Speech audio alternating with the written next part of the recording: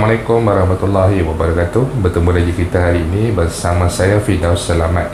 Okey, jadi bagi yang baru pertama kali datang untuk menonton ke channel saya ucapkan terima kasih banyak kepada anda yang sudah datang menonton.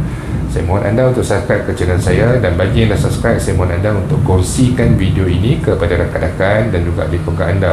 Semoga apa yang saya nak sampaikan pada hari ini adalah satu perkongsian yang bermanfaat untuk kita semua, insya-Allah. Okey, jadi berkenaan dengan program jaringan prihatin, setelah beberapa hari program ini dilancarkan, yang mana anda sudah boleh membuat tuntutan daripada syarikat telekomunikasi yang telah dinyatakan oleh Kementerian Kewangan. Jadi saya telah mendapat banyak maklum balas daripada rakan-rakan penonton, rakan-rakan pemohon. Jadi daripada maklum-maklum balas ini, saya telah membuat satu, kita boleh katakan sebagai satu soalan lazim, yang mana saya kumpulkan kebanyakan soalan-soalan ini dan saya cuba merungkaikan dan cuba menjawab, memberi penjelasan yang sebaik mungkin kepada anda semua. Okey, jadi sebelum kita pergi kepada beberapa persoalan yang timbul, apa-apa pun nak diingatkan di sini adalah seperti mana yang telah dikongsikan di dalam beberapa laman Facebook, ramai yang mengeluh mengatakan yang mereka seolah-olah tertipu di dalam pemberian gadget dan sebagainya. Mereka ada menerima SMS daripada syarikat-syarikat telco yang tertentu. Jadi antara yang mereka rasa teranaya adalah yang pertama, gadget yang diberikan, peranti yang diberikan kepada mereka adalah tidak bernilai sehingga nilai 300 seperti mana yang mereka layak untuk terima. Ada juga yang peranti yang tidak boleh langsung untuk dipasang aplikasi tertentu bagi tujuan pembelajaran di rumah, work from home dan juga perkara-perkara yang lain. Okey, dan ada juga yang apabila dia menerima SMS dan dia menjawab SMS itu dalam mana kata yang mudah, dia menerima tawaran yang diberikan oleh syarikat telekomunikasi tersebut. Apabila dia melihat balik selepas dia menjawab ya dan sebagainya, maksudnya dia sudah menerima tawaran daripada SMS tersebut, kemudian dia melihat balik daripada syarikat telco itu sendiri ada tawaran-tawaran dalam bentuk yang lain bagi package jaringan prihatin juga, tetapi yang mana tawarannya adalah lebih menarik. Jadi disebabkan kita telah menjawab ya, kita telah menjawab terima, kita sudah tidak boleh untuk membuat pertukaran ataupun membuat pembatalan. Apa yang kita telah menjawab, apa yang kita telah hantar sebagai penerimaan itu, itulah apa yang kita akan dapat. Okey, jadi berhati-hati, sentiasa baca, tak tahu anda boleh tanya. Okey, jadi kita pergi kepada persoalan yang pertama. Soalan yang pertama adalah, contohnya satu situasi bagi seorang pemohon, dia menggunakan telco A. Jadi bolehkah dia memohon dia memohon di telco B? Okey, jadi jawapannya adalah ya dan tidak. Ada sesetengah telco yang tidak menerima permohonan baru. Okey, kerana apabila kita hendak buat semakan dan juga permohonan, kita perlu isikan nombor IC dan juga nombor telefon bimbit. Ada beberapa telco yang tidak menerima permohonan baru.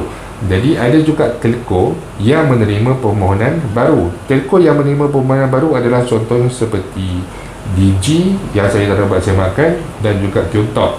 Ada beberapa lagi yang saya dapat maklumat katanya boleh untuk permohonan baru, tapi saya belum sempat untuk mencuba. Jadi pada mereka yang rasa mungkin mereka orang kata apa, tawaran yang diberikan oleh syarikat-syarikat telco lain ni ada nampak lebih menarik daripada apa yang ditawarkan oleh telco mereka, jadi anda boleh pergi kepada laman web syarikat telco tersebut dan membuat semakan.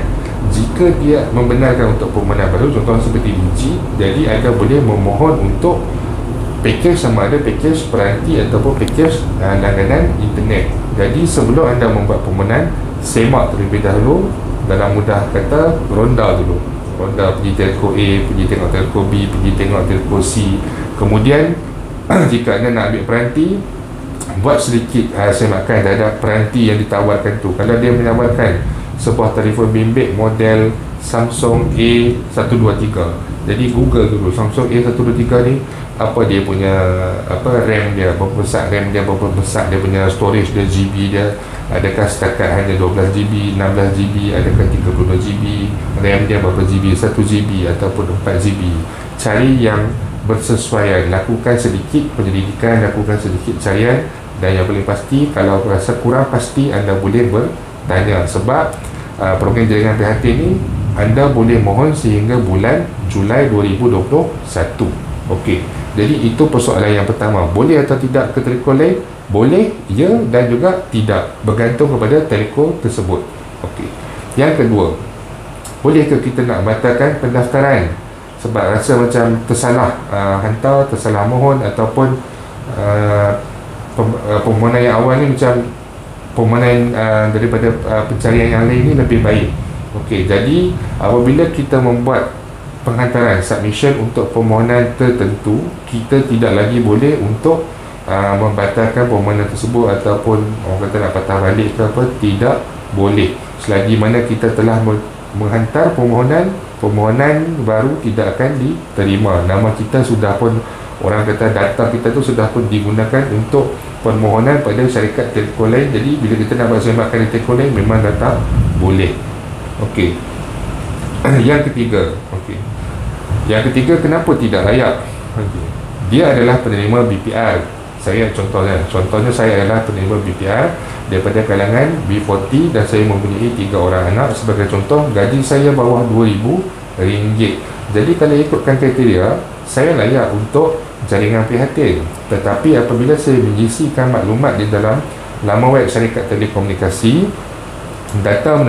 jawapan menunjukkan adalah permohonan saya tidak layak kerana saya tidak layak untuk program jaringan prihatin, ataupun data IC saya telah pun digunakan, dan juga beberapa perkara alasan yang lain. Okey, jadi sebenarnya ini ramai orang orang kata menyalahkan syarikat telekomunikasi.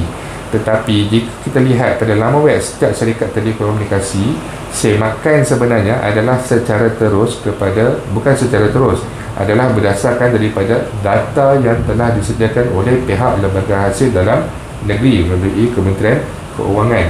Jadi jika di dalam data tersebut, walaupun kita ni layak, kita ni penerima B40, penerima bantuan prihatin rakyat, kita adalah B40, bergaji bawah 2,000, anak 3-4 orang dan sebagainya, tetapi jika nama kita tidak tersenarai di dalam jadual data yang disediakan, memang kita tidak akan dapat.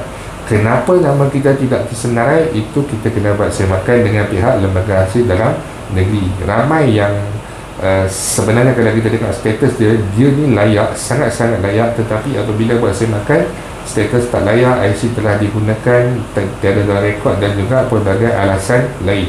Jadi jangan marah pada telco, tidak perlu membuat semakan pada telco, sebab telco hanya mengikut saja data yang diperolehi daripada pihak lembaga hasil dalam negeri. Buat semakan dengan pihak lembaga hasil dalam negeri. Okey, itu yang ketiga. Yang keempat, saya dah ulas sebelum ni, bolehkah buat tuntutan di kedai telefon bimbit?